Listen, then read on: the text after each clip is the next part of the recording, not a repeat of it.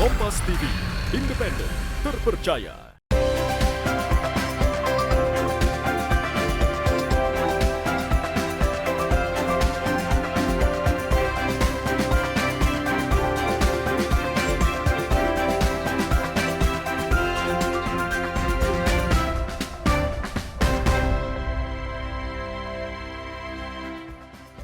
Halo saudara, selamat pagi. Apa kabar Anda hari ini? Senang sekali saya Linda Wirawan dapat kembali menjumpai Anda di program Sapa Sulsel edisi hari ini. Seperti biasa kami akan menghadirkan beragam informasi unik dan menarik tentunya untuk menemani aktivitas Anda di pagi hari ini. Saudara, masyarakat Kota Makassar tentunya membutuhkan pelayanan baik itu untuk administrasi publik secara tanggap, sigap dan juga cepat. Dan seperti apa kemudian pelayanan program-programnya untuk memaksimalkan pelayanan kepada publik? Saat ini spesial, saya sedang berada di kantor Dinas Kependudukan dan Catatan Sipil Kota Makassar, dan untuk menjawab pertanyaan tadi, saya sudah bersama dengan Bapak Muhammad Hatim selaku Kepala Dinas Kependudukan dan Catatan Sipil Kota Makassar. Pak Hatim, sekarang kita berada di kantor Disduk Capil, Pak. Benar. Ya. Mungkin bisa dijelaskan sedikit Pak buat pemirsa yang menonton apa saja sih pelayanan yang dilakukan di sini, Pak? Silahkan. Ya. Jadi terima kasih yang saya ucapkan pertama-tama, terima kasih atas kesempatan untuk datang berkunjung ke kantor kami sekaligus menyampaikan seperti apa program dan tugas pokok dan fungsi dari Dukcapil itu sendiri. Iya. Nah, kami di Dukcapil tentunya kami memiliki tugas pokok dan fungsi sesuai dari pusat, yaitu menerbitkan dokumen-dokumen kependudukan dari warga masyarakat. Ya. Nah, khususnya yang ada di sini kami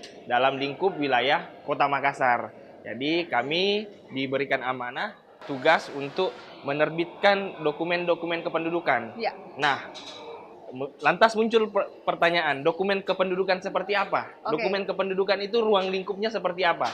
Nah, ada 24 di kami ada 24 dokumen kependudukan yang bisa kami terbitkan. Beberapa di antaranya mungkin apa saja, Pak? Ya, jadi di antara 24 itu 22 di antaranya itu sudah bisa dicetak secara mandiri, Iya. dan 2 ini masih memerlukan blanko khusus dari kami dari Dukcapil. Oke. Yaitu KTP dan kartu identitas anak. Nah, sisanya itu di antara dari layanan-layanan dokumen yang ada di Dukcapil itu diantaranya kartu keluarga, akte kelahiran, akte kematian, akte pernikahan, Ya. akte pengangkatan anak, akte pengesahan anak, Oke. dan juga surat pindah, surat keterangan domisili, dan juga beberapa dokumen-dokumen lainnya. Nah, kesemua dokumen itu sudah dapat dicetak secara mandiri menggunakan kertas putih. Menggunakan kertas putih biasa. Kertas putih biasa saja, Pak, Kertas ya? putih biasa. Jadi petugas yang ada di sini tinggal mengirim PDF-nya, Oke. file PDF-nya ke email masyarakat, nanti dicetak secara mandiri oleh masyarakat. Oke. Terkhusus 2 dokumen yang kami terbitkan masih menggunakan blanko, yaitu seperti yang saya jelaskan tadi, yaitu adalah KTP elektronik dan juga kartu identitas anak. Oke, jadi selain 2 itu semuanya bisa dicetak secara Semuanya bisa mandiri, dicetak secara hanya mandiri. menggunakan kertas putih putih biasa. biasa. Ini mungkin Karena juga sudah bertanda tangan barcode. bertanda tangan barcode, Iya. dan tentunya ini adalah salah satu Tanda tangan elektronik. untuk memaksimalkan pelayanan Iya. publik dan juga memudahkan pelayanan kepada publik tentu. Baik, Pak Hatim, kalau kita berbicara mungkin bisa disinggung sedikit Pak mengenai hari-hari operasionalnya dari kantor ini seperti apa sih, Pak? Oke, jadi kami di Dukcapil itu tentunya sesuai jam kerja kantor yang ada di pemerintah Kota Makassar. Kami Ya. buka dari Senin sampai Jumat, Oke. itu pada saat jam kerja. Namun layanan online kami, untuk layanan online kami hanya membuka sampai jam 2. Sampai jam Namun 2. ya aktivitas perkantorannya masih buka sampai jam 5, jam Oke. 4 ya. Namun di kami membuat suatu inovasi juga sendiri Iya. dengan membuka layanan pada hari Sabtu dan Minggu secara reguler, namun hanya setengah hari.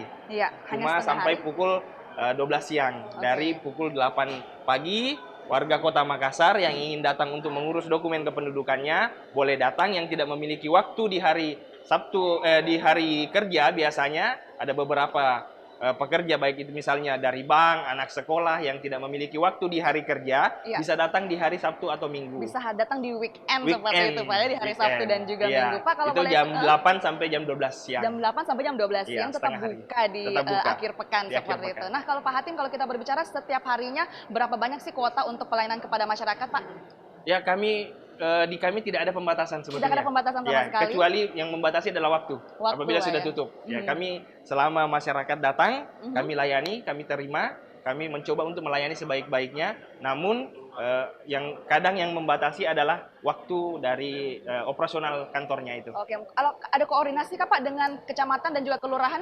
Ya, kebetulan kami di kecamatan membuka kantor cabang di Kantor cabang. di semua kecamatan, ada petugas kami yang kami tempatkan di sana Oke. untuk mengakomodir masyarakat yang memang terkendala oleh jarak untuk datang ke kantor kami di Dukcapil, boleh langsung datang ke kantor kecamatan, dan di kecamatan itu semua layanan untuk semua dokumen juga terbuka sama seperti halnya di kantor pusat sini. Sama seperti halnya di kantor pusat yang berada Jadi di silahkan sini. dipilih mau Iya. datang ke kantor kecamatan atau mau datang ke kantor Dukcapil. Oke. Nah Pak, kalau kita berbicara Pak mengenai pembuatan dokumen, KTP Iya. dan juga KK, apa saja sih syarat-syarat, berkas-berkas yang harus dipersiapkan oleh masyarakat Pak? Ya, tentunya kalau untuk KTP itu cuma satu syaratnya, Mbak. Satu saja. Tidak perlu lagi di kami ini sudah dihilangkan pengantar dari RT RW apa segala Iya. macam. Melalui instruksi dari Pak Dirjen, kami diinstruksikan untuk tidak lagi membebankan persyaratan pengantar RT RW untuk pencetakan KTP. Jadi pencetakan KTP itu cukup membawa kakak saja.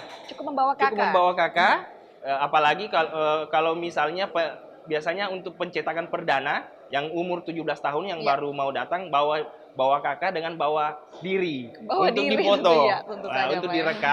direkam, diambil fotonya, diambil iris matanya dan juga sidik jarinya. Oke, kalau Cukup untuk itu kakak aja. seperti apa Pak? Ya untuk kakak ini ada beberapa macam. Iya. Ada kakak baru karena pindahan, ada kakak baru karena misalnya pemisahan kakak. Iya. Kalau kakak baru karena pindahan cukup menunjukkan surat pindah dari kabupaten kota asalnya. Oh, iya Itu Pak. aja. Nanti kami akan terbitkan di sini kakak barunya sesuai dengan permohonan pindah dari kabupaten asalnya. Jadi memang selalu dilakukan pemudahan seperti Iya. itu kepada masyarakat untuk bisa mengurus administrasi publik mereka. Benar Baik Pak, sekali. kita bakal lanjut ngobrol lagi Pak. Boleh. Tapi sebelumnya mungkin bisa ajak-ajak nih Boleh, Pak ya, silahkan. jalan-jalan ke Iya. kantor dari Boleh. Kepala Dinas. Iya. Baik.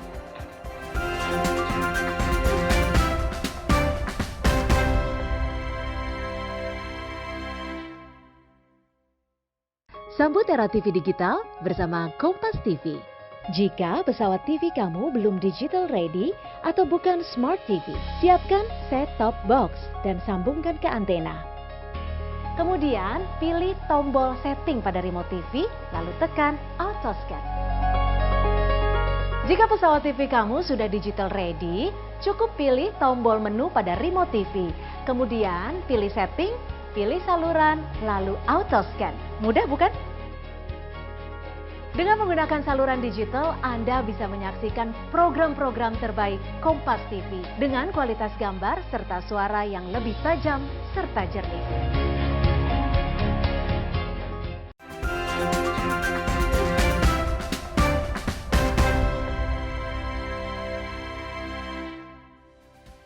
Baik, saudara, terima kasih Anda masih bersama kami di Sapa Sulsel. Nah, hari ini Pak, kita sudah berada di ruangan kerja Bapak, kantor Dinas Kependudukan dan Catatan Sipil Kota Makassar. Pak, kalau boleh tahu, kalau Bapak sudah menjabat selama beberapa bulan, Pak? Efektif dari bulan 4 tahun 2022. Tahun Jadi belum cukup 2022. 1 tahun.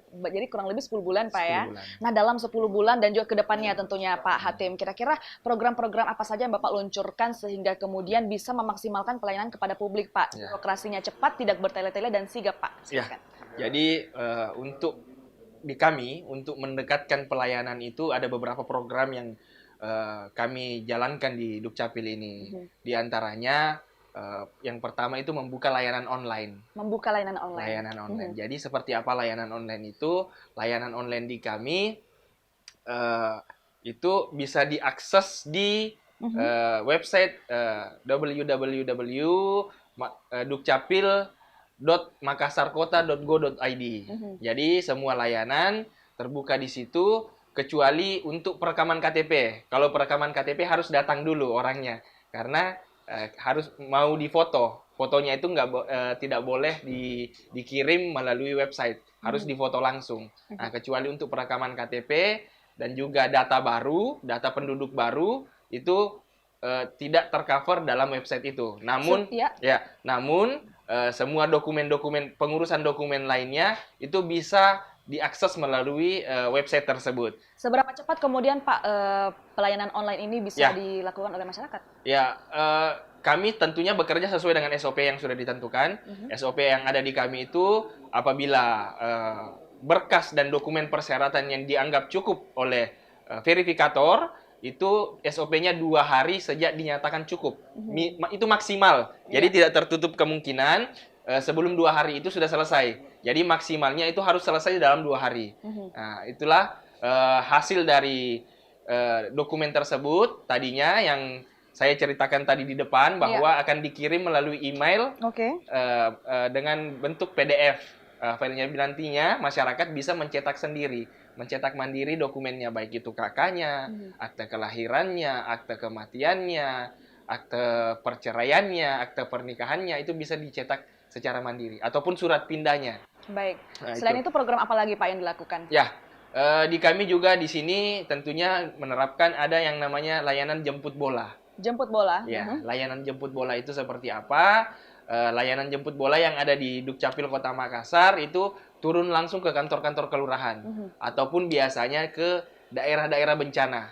Biasanya itu yang terdampak yaitu oleh kebakaran biasanya. Itu kalau kebakaran itu kan biasanya dokumen-dokumen warga ini terbakar, hilang, rusak. Itu biasanya kami langsung turun ke lokasi untuk memberikan pelayanan kepada warga, memberikan pelayanan untuk penerbitan ulang dokumen-dokumen yang rusak karena terbakar. Nah, untuk yang di kelurahan biasanya kami turun langsung di kantor-kantor kelurahan untuk menjangkau masyarakat yang ada di kelurahan dengan semangatnya itu untuk lebih mendekatkan lagi pelayanan kepada masyarakat. Sedekat mungkin. Kalau bisa di depan rumahnya kita bikin pelayanan. Lantas bagaimana kemudian Pak Hakim ini bisa memastikan integritas dari Disdukcapil agar kemudian dipastikan tidak ada pungli yang berlangsung, Pak? Oke. Jadi di kami di Dukcapil tentunya juga di sini sesuai dengan SOP yang ada, kami menerapkan fakta integritas. Fakta integritas yang ada di seluruh aparat yang ada, petugas yang ada di Dukcapil wajib menandatangani fakta integritas sebelum bekerja dalam 1 tahunnya.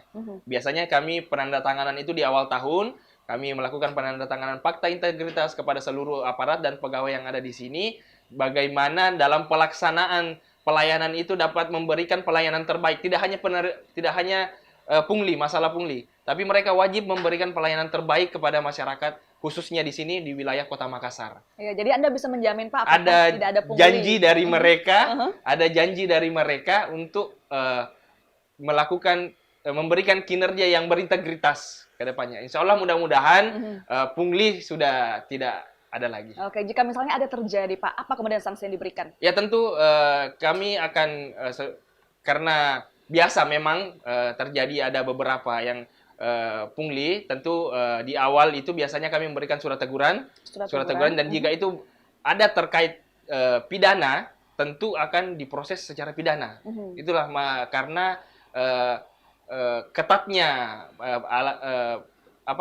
administrasi kependudukan ini biasa ada yang berlanjut sampai ke pidana, Mbak. Jadi itu juga yang menjadi kontrol pengawas bagi kami petugas-petugas yang ada di Dukcapil untuk tetap menjaga integritas kami dalam melayani warga Kota Makassar. Baik, Pak Hatim, kalau kita berbicara mengenai pelayanan publik, pastinya tidak bisa lepas dari masyarakat, tidak bisa lepas dari pelayanan yang untuk mendekatkan diri kepada masyarakat. Lantas jika misalnya di kantor ini, Pak, ada kemudian sejumlah orang yang mengurus berkas secara bersamaan, ada antrian panjang, terus lantas inovasi apa yang dilakukan oleh Pak Hatim untuk mengatasi hal itu, Pak? Ya, terkait masalah panjangnya di antrian itu, kami tentunya sama yang seperti saya jelaskan tadi, terkait masalah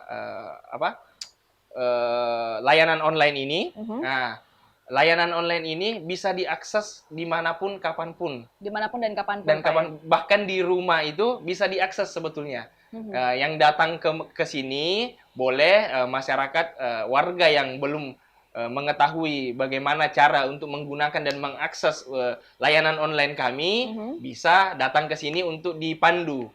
Jadi di loket ini Mbak yang di depan tadi itu mereka tidak menerima berkas manual. Jadi mereka itu cuma mengarahkan, memandu masyarakat untuk melakukan layanan online. Karena kenapa kami pada tahun ini, awal tahun ini kami beralih 100% ke layanan online. Kami tidak menerima lagi berkas manual, tidak menerima lagi berkas dalam bentuk konvensional, namun kami melakukan layanan melalui online. 100% Pak 100%. ya? Lantas bagaimana sosialisasinya kepada masyarakat Ya, Pak? masyarakat yang belum tahu, yang belum mengerti mengenai layanan online ini bisa langsung datang ke kantor-kantor Dukcapil, baik itu di kecamatan atau di kantor pusat, itulah tugas-tugas petugas kami yang di depan tadi untuk membimbing masyarakat untuk melakukan layanan online ini. Nah, kenapa lantas muncul pertanyaan, kenapa kami menerapkan layanan online ini? Layanan online ini karena memiliki beberapa sisi positif.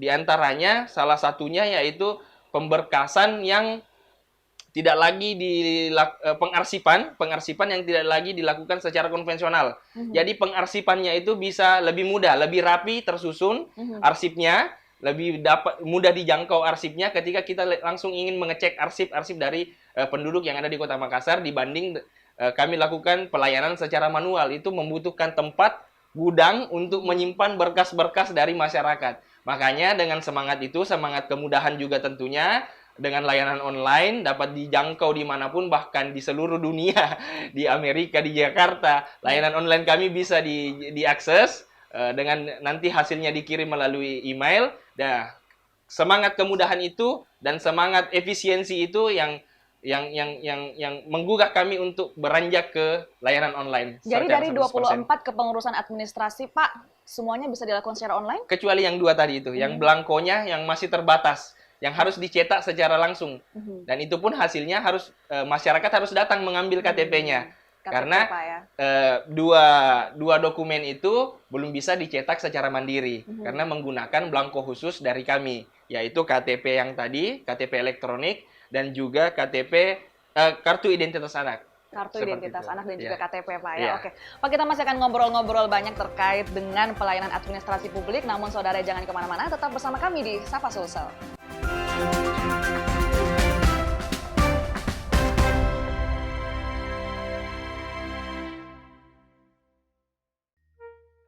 Kok gambarnya gini sih? Mami, Kenapa?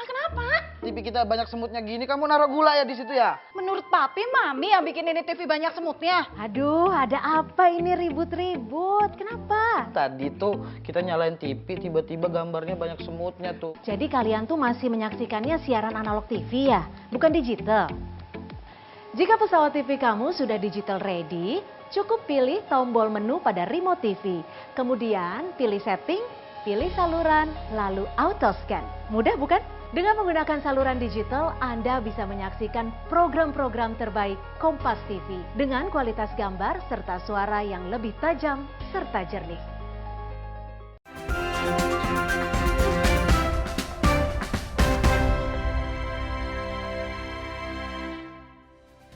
Terima kasih saudara, Anda masih bersama kami di Sapa Sulsel. Kita masih bersama dengan Pak Hatim, Kepala Dinas Kependudukan dan Catatan Sipil Kota Makassar. Pak Hatim, tadi kita sempat singgung sedikit mengenai ketersediaan belangko.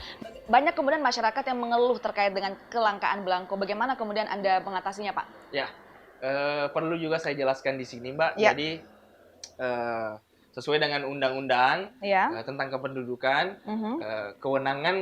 kewenangan untuk pengadaan belangko itu ada di Dirjen Dukcapil dari pusat. Dari pusat, Pak ya? Dari pusat. Jadi kami yang ada di pemerintah kabupaten kota dan juga provinsi, yang khususnya Dukcapil kabupaten kota dan juga provinsi itu hanya menerima distribusi belangko dari pusat. Karena kami dibatasi oleh undang-undang, tidak boleh yang berwenang untuk melakukan pengadaan belangko itu, belangko KTP itu adalah Kemendagri, dalam hal ini Dukcapil Pusat. Nah, dari Dukcapil Pusat itulah didistribusikan ke kabupaten kota untuk diberikan kepada masyarakat, dibagikan kepada masyarakat di kabupaten kota masing-masing. Lantas solusi untuk mengatasi kelangkaan belangko ini seperti apa, Pak? Nah, untuk saat ini Kementerian Dalam Negeri dalam hal ini Dirjen Dukcapil sudah memberikan inovasi yang terkini terhadap solusi kelangkaan belangko ini. Nah, seperti apa? Dirjen Dukcapil saat ini sudah mencanangkan yang namanya identitas kependudukan digital. Digital. Ya, yang biasa kita kenal juga dengan digital ID. Digital ID. Nah, Pak. digital Oke. ID ini nanti adalah sebuah identitas yang didigitalkan dan terdapat di smartphone masing-masing warga. Iya. Jadi kelebihannya seperti yang dijelaskan sebelumnya, tidak ada lagi kelangkaan belangko. Nah, karena di KTP itu sudah dimigrasi masuk ke dalam smartphone. Oke. Untuk saat ini Pak, sudah adakah masyarakat yang memiliki digital ID? Ya, untuk saat ini karena perlu saya jelaskan juga bahwa pelaksanaan dan penerapan digital ID ini ada tahapannya, Mbak. Oke. Ya, ada tahapannya dari instruksi dari Kemendagri. Tahapannya itu seperti apa? Tahapannya itu pada awal pelaksanaannya, sosialisasi pelaksanaannya itu penerapannya diprioritaskan paling utama itu di kalangan ASN dan non-ASN. Dalam hal ini petugas Dukcapil itu sendiri. Oke. Dukcapil, kabupaten kota, dan juga provinsi masing-masing. Oke. Itu tahap pertama. Iya. Tahap kedua, setelah petugas di Dukcapil ini, lalu kita beranjak ke seluruh ASN dan non-ASN tenaga kontrak yang ada di pemerintah kabupaten kota masing-masing. Dalam hal ini Kota Makassar. Nah, kenapa yang diprioritaskan dua ini dulu? Karena diharapkan ke depannya merekalah yang menjadi ujung tombak dari sosialisasi terhadap IKD ini, identitas kependudukan digital ini kepada masyarakat nantinya.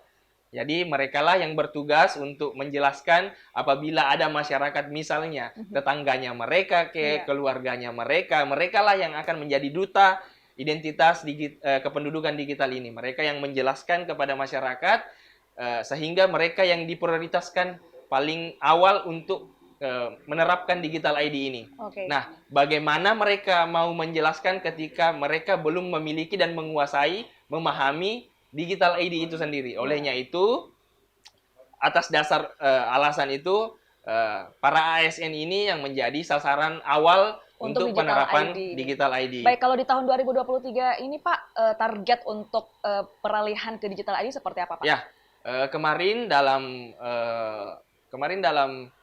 Rakernas Dukcapil seluruh Indonesia yang dilaksanakan di Manado, secara umum target dari Kemendagri itu adalah 25% dari usia wajib KTP bagi seluruh warga negara Indonesia sudah memiliki digital ID ini di tahun 2023. Kalau kami di Makassar tentunya jika mematok angka 25% itu tentu di kami sekarang ini sudah ada sekitar 1 juta penduduk wajib KTP di Kota Makassar. Iya. Jika dikali 25%-nya kemungkinan 250.000 penduduk.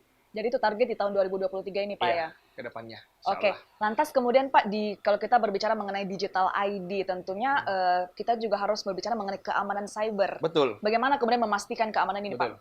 Jadi sebelum diterapkan ke masyarakat, tentunya Kementerian Dalam Negeri dalam hal ini Dirjen Dukcapil tentu sudah mengevaluasi dan memberikan pengamanan khusus terhadap pengamanan data yang ada di aplikasi digital ID ini. Nah, seperti apa pengamanannya tentu yang lebih berwenang untuk menjelaskan itu ada di pusat karena pengamanannya mereka yang menjamin. Namun jaminan itu telah disampaikan kepada kami pada saat Rakornas kemarin. Insya Allah mudah-mudahan ke depannya data-data Bapak Ibu warga yang ada di seluruh Indonesia dijamin aman oleh Kementerian Dalam Negeri. Baik, Pak, kita kembali ke Pak Hatim yang sudah Ya. kurang lebih 10 bulan menjabat. Bagaimana kemudian Pak Hatim mendengar keluhan-keluhan dari masyarakat sejauh ini? Apa sih keluhan yang paling sering dilontarkan oleh masyarakat, Pak Hatim? Ya, selama 10 bulan ini tentu pengaduan-pengaduan yang ada di masyarakat yang saya tangkap mayoritas selama saya menjabat di sini yaitu keterbatasan belangko, distribusi belangko dari pusat.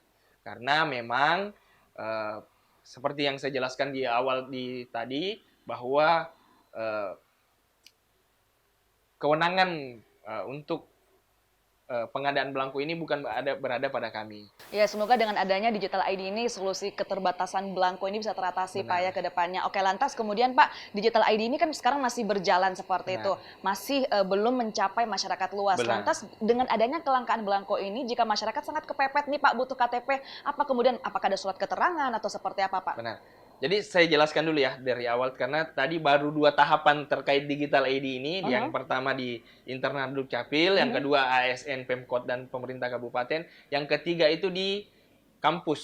Di kampus, oke. Pelajar, kampus dan pelajar itu ini tahapan ketiganya. Iya. Tahapan ketiganya itu kami akan turun ke kampus-kampus yaitu dengan tagline Dukcapil Goes to Campus. Nah, itu Dukcapil Goes to Campus ini tentunya menyasar penerapan Digital ID kepada pelajar dan juga mahasiswa. Kenapa mereka lebih dulu daripada masyarakat luas? Karena mereka juga dianggap biasanya masyarakat anak-anak di umur 17 hingga 20 tahun itu lebih cepat dalam menangkap teknologi. Digitalisasinya. Mereka lebih mudah untuk disosialisasi, sehingga mereka juga diharapkan nanti menjadi duta untuk menjelaskan lebih lengkap kepada masyarakat seperti apa Digital ID ini. Nah, setelah 3 tahapan itu tadi, barulah tahapan keempat ini kita akan turun langsung ke masyarakat. Sesuai instruksi, surat keterangan ini tidak diperbolehkan lagi di Dukcapil. Jadi, apabila warga masyarakat ingin membutuhkan KTP, namun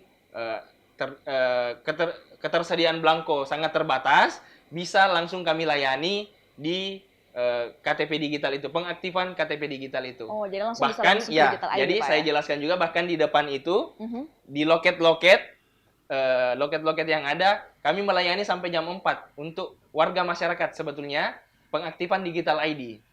Jadi sudah bisa masyarakat yang datang untuk mengaktifkan Digital ID-nya. Meskipun belum masuk ke tahapan itu, namun kami membuka juga di loket-loket yang ada di Dukcapil Kota Makassar untuk pengaktifan Digital ID itu. Digital ID menjadi salah satu solusi tentunya Oke. untuk kelangkaan belangko dan juga untuk masyarakat yang membutuhkan KTP Benar. secepat mungkin, Pak ya. Baik, terakhir mungkin Pak, harapan dan juga himbauannya kepada masyarakat terkait dengan Disdukcapil, silahkan Pak. Ya, tentunya saya berharap kepada Bapak Ibu warga Kota Makassar dalam pelaksanaan ataupun permohonan penerbitan dokumen-dokumen kependudukannya, yang paling saya tekankan adalah bagaimana Bapak Ibu warga Kota Makassar dapat mengurus sendiri dokumen kependudukannya, tidak melalui perantara. Kenapa? Karena biasanya yang melalui perantara ini terjadi banyak kesalahan-kesalahan. Ada misinformasi, ada kekurangan data. Nah, apabila Bapak Ibu sendiri yang langsung mengurus atau bermohon untuk penerbitan dokumen kependudukannya, insya Allah prosesnya juga akan cepat. Ya. Dengan melalui layanan online itu tadi, tidak susah, mudah. Apabila ada masyarakat yang belum mengetahui seperti apa, silahkan datang langsung ke kantor kami ataupun ke kantor-kantor kecamatan yang ada di seluruh Kota Makassar. Datang langsung ke Disdukcapil langsung akan dilayani seperti itu Pak Hatim. Baik, terima kasih banyak Pak Hatim. Waktunya Sama-sama. pada hari ini kita sudah ngobrol-ngobrol banyak terkait dengan pelayanan publik yang ada di Disdukcapil Kota Makassar. Dan saudara, informasi tadi juga sekaligus menutup perjumpaan kita di Sapa Sulsel edisi hari ini. Saya Linda Wirawan bersama dengan segenap yang bertugas mengucapkan terima kasih, selamat pagi, selamat beraktivitas, dan sampai jumpa.